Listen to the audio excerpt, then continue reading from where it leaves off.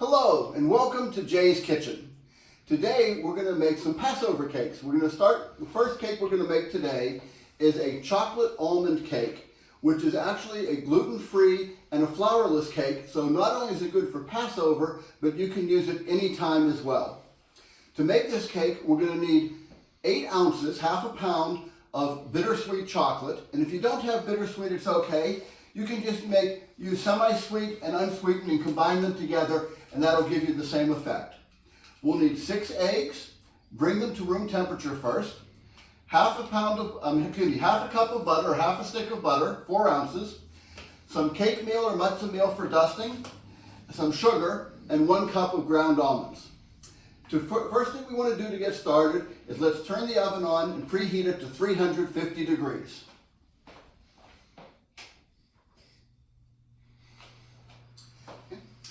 Once you have that started at 350 degrees, we need to start melting our butter and our chocolate. So to do that, I have a simple double boiler, which is just a pot with about 1 inch of water in it, and I turn it on medium. I brought it to the boil. To this, I'm going to add my half a stick of butter. I'll bring it here so you can see. Now, when melting butter and chocolate together, it's very important that you don't allow any water to come in contact. So this recipe, as you can see, is a milk recipe. If you would like to make it porous so you can have it with a meat dish, you can substitute oil for the butter, but don't add the oil to the chocolate. I'll show you where to add that later. And then for our chocolate, we just break it up into pieces. I like to break it while it's still in the wrapper. Tends to be a little bit less messy that way.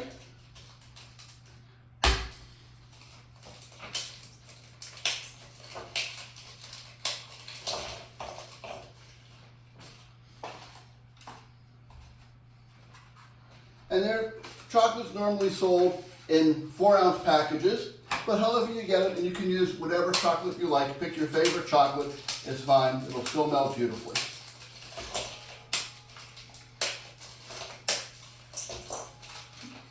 And then once you have the butter and the chocolate in, just go ahead and set it right over the double boiler. And again, once the water comes to a boil, keep it on about a medium heat, and that'll start to melt. Well, that's melting. We want to go ahead and measure some things out. So we want to start to separate our eggs.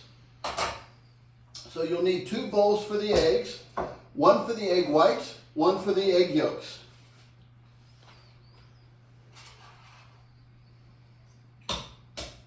Now, when separating an egg, it's best to crack it on a flat surface. Then the easiest way is you hold it and just let the white fall out. Pour the yolk into the other part of the shell, and the white will fall out, and then you can put your yolk into the other container. Now, if you're not real good at separating whites and yellows, what I recommend is get a small bowl. And this way you can do your whites right into it.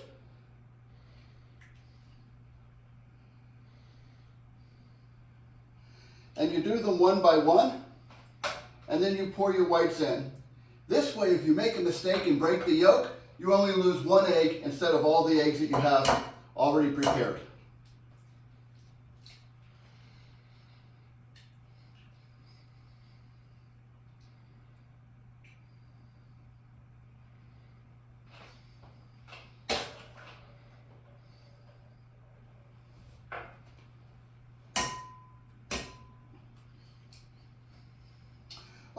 And if you make a mistake, guess what? It's okay. All you do is take your shell, and as you pour it in, you can just pour it right in, and the yolk will catch right in the shell. And then you can go back to switching it back and forth to separate the rest of the white out.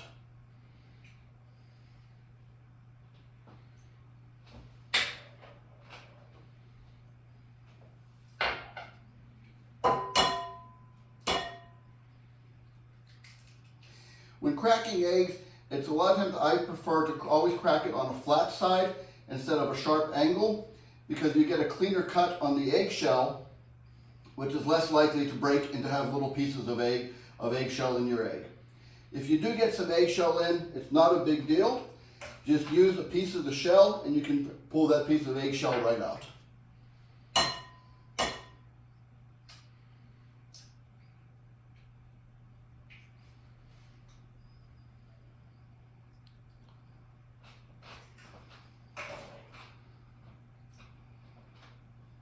Now just give a quick rinse, and we're ready to go on to the next step.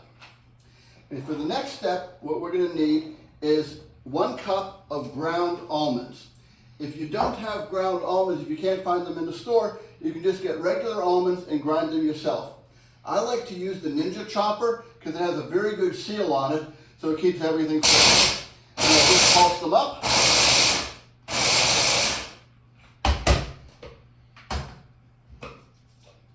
And I take a look, and I want them a little bit finer than that. So when grinding your almonds, you can grind them coarse or fine. I like them a little bit finer. But always pulse them, because if you over grind them, it'll turn into a almond butter or an almond paste, and you don't want to pull all those oils out. So when you have the almonds ground, we want to measure out a cup. The other reason why I like this recipe is many times in baking you have to be very, very precise. This recipe is nice because it gives you a little bit of leeway. If you're over under a little bit, you'll still be okay.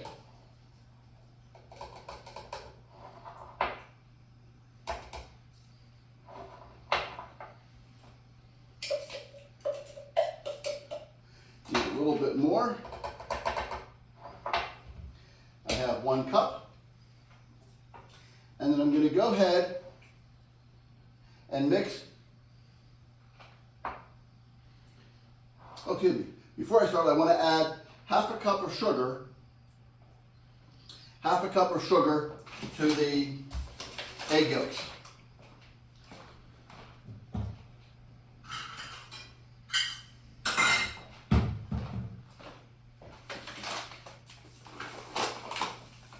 So what we're going to do first is we're going to blend the egg yolks and the sugar together.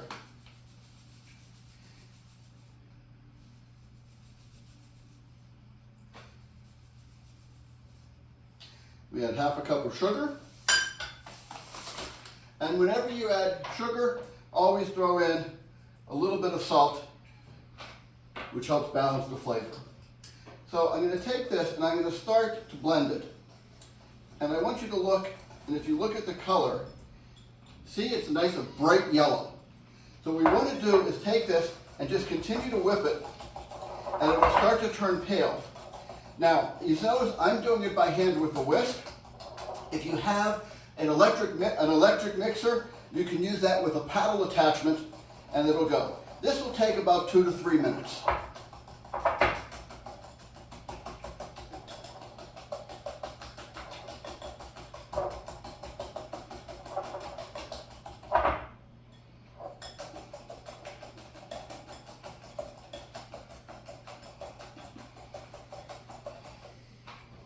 And you can see it's starting to get paler in color.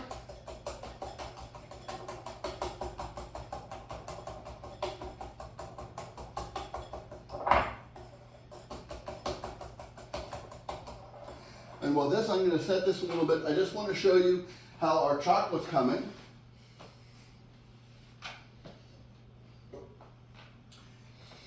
So you can see the chocolate and the butter are starting to melt. The butter is obviously melted first, and you can see the chocolate is continuing to melt. And we'll just have it here, and we'll let that go. And it'll continue to do its thing.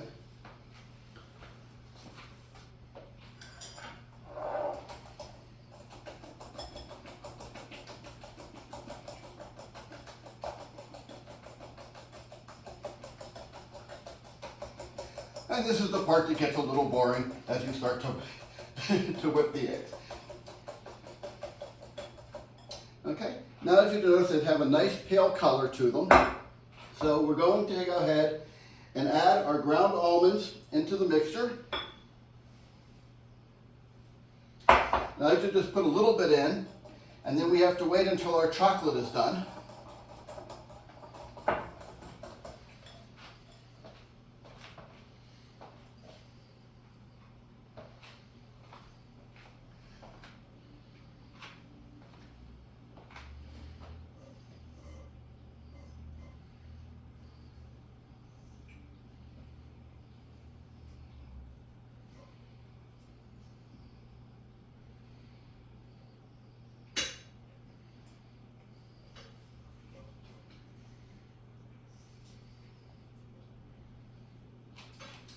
While we're waiting for our chocolate, let's go ahead and prepare our pan.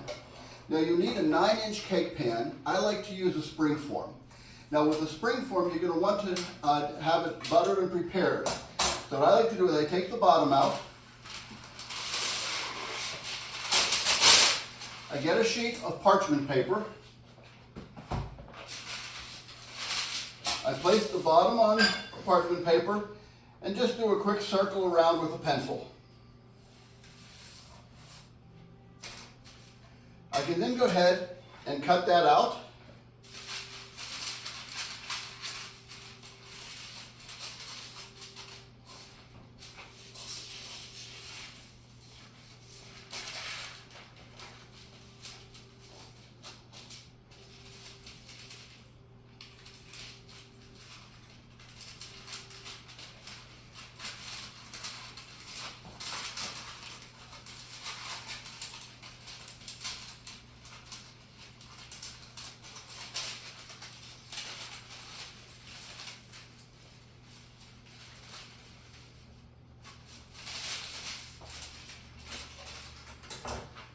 And then you put your paper on your bottom, place it back into your spring form.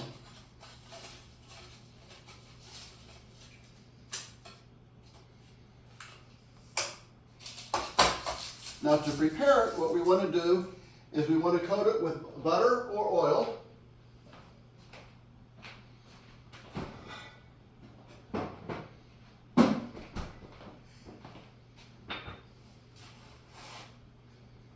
And since we're using a dairy cake, I'm going to go ahead and use butter. So I take some of the butter,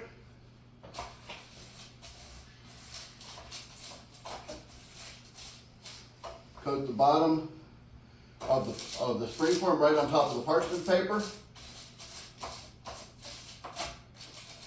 And you can also use a spray for it if you like. Now for Passover, you have to be careful because some of the oil sprays, which are designed for baking, contain flour in them. So you want to make sure you're either using straight oil or something that's okay for Passover. Then you want to cover the sides as well.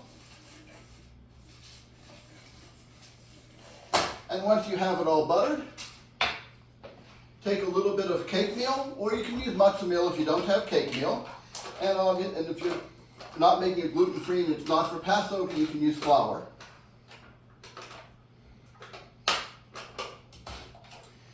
And just sprinkle a little bit in.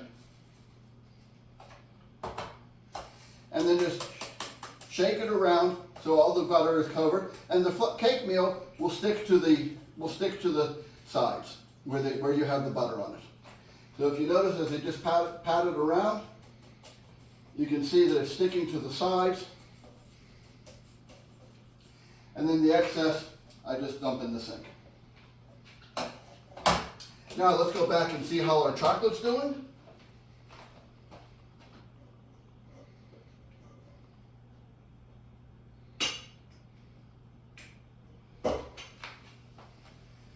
Let me wipe the bottom here. So now you can see the chocolate's all melted, beautifully smooth. So what I want to do is I want to do what's called tempering the eggs so they don't cook. So what I'm going to do is I'm going to put a little bit of the chocolate in, not too much, just a little bit in, which is still a little warm, and start to blend that in very quickly with the eggs. And once I have that all set, then I'll go ahead and I'll add the rest of the almonds directly to the chocolate, and I'll put the egg mixture in, which has been tempered, directly into the chocolate.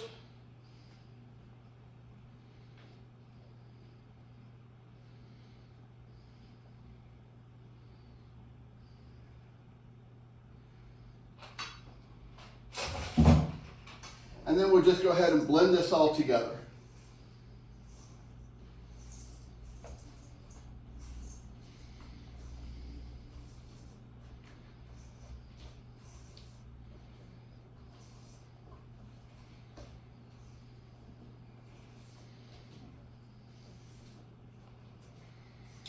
And once you have it all blended, we can go ahead and set it aside. Now we'll get to the egg whites. So what we want to do is we want to whip the egg whites to a stiff peak. So we take the egg whites and we get a hand mixer and we start it out on low and then switch it to medium.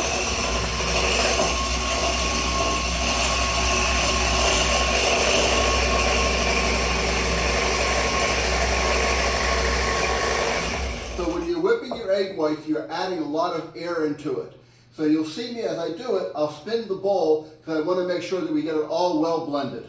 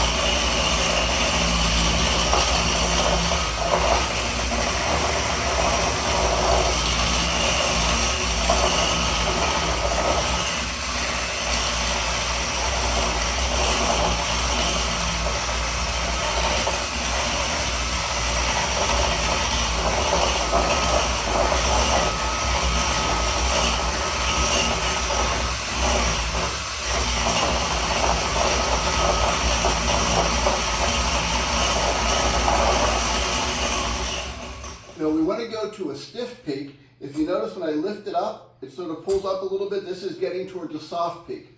And I don't want you to watch when I do it. As I move the mixer back and forth, you'll start to see some of the egg white sort of start to form a little ripple, and that tells you when you're getting close.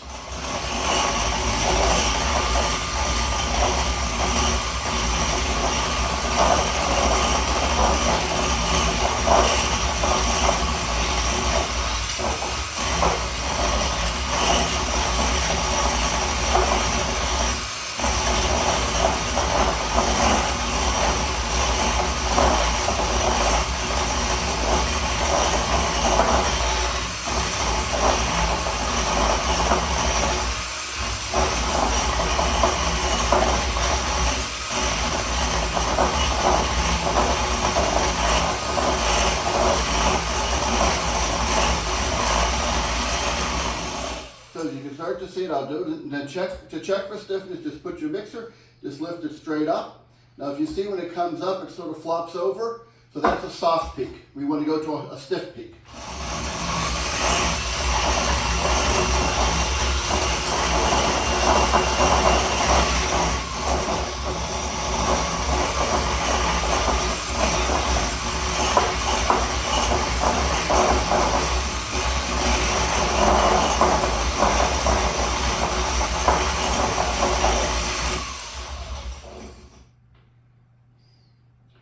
Almost there.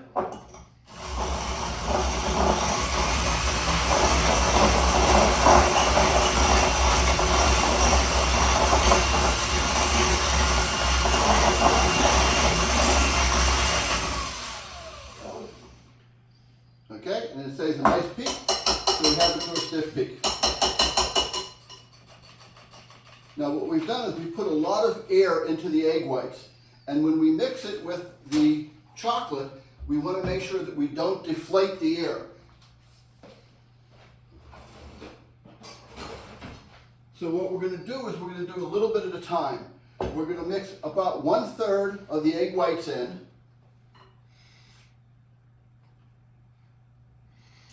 And then we're going to use what's called a folding motion. So for the folding motion, you want to cut straight down and fold the chocolate over top. Straight down and fold it over top. And you want to go as light as possible, and you'll see that the chocolate's very heavy, but it's starting to lighten up as you mix the eggs in.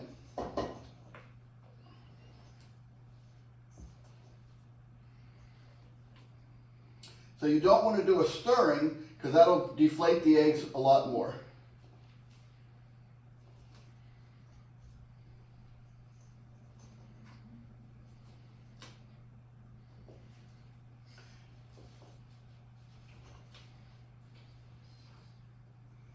And as your batter starts to get a little bit lighter from the eggs, you can go ahead and put the second third in.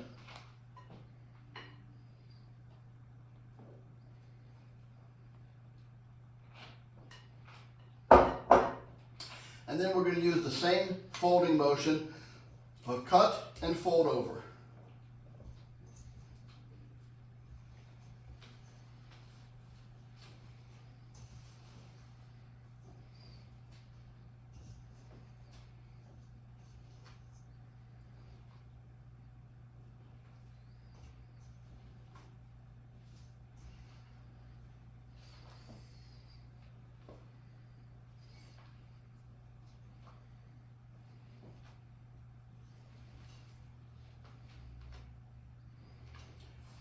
And when you have most of that incorporated, and you can tell that it's incorporated because you won't see any more white. Now we'll go ahead and we'll put all the rest of the egg in, of the egg whites.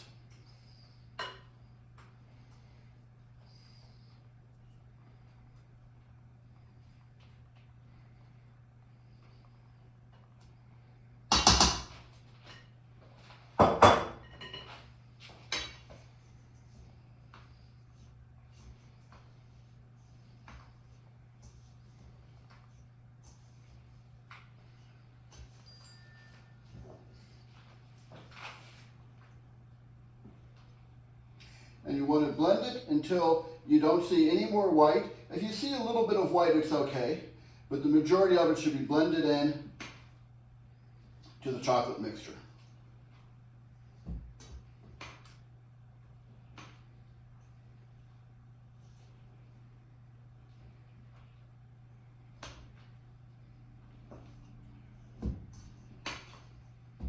And you have to resist the temptation to just start stirring it and getting it all blended, because you want to keep as much air as possible in those egg whites.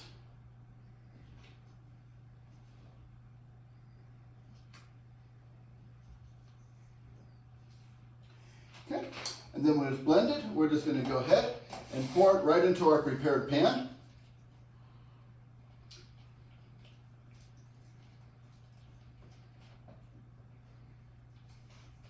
Turn it here so you can see. And this is where I like to use the rubber spatula, because then you can just scrape it down and you get all of that goodness in there.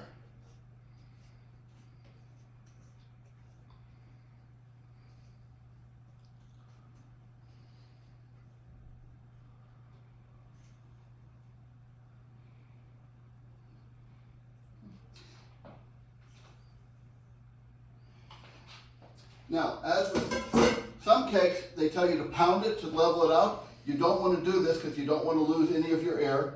So just go ahead and smooth it out if you need to.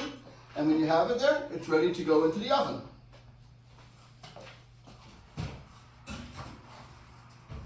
Okay. And we're going to bake this for about 40 to 45 minutes. Okay, let's see if the cake's ready. The timer went off.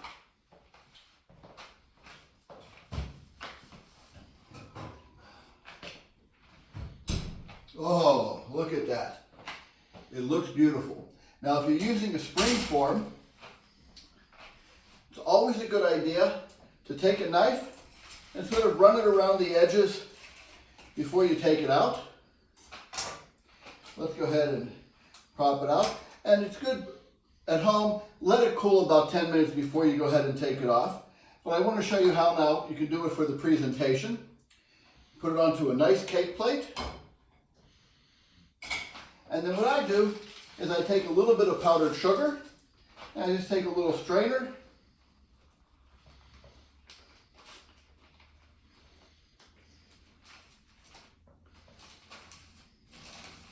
and just go around it.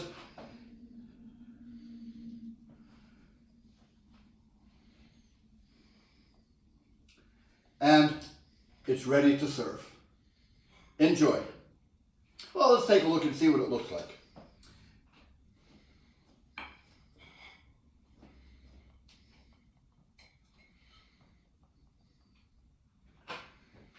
Look at that beautiful texture. And of course, I have to taste it.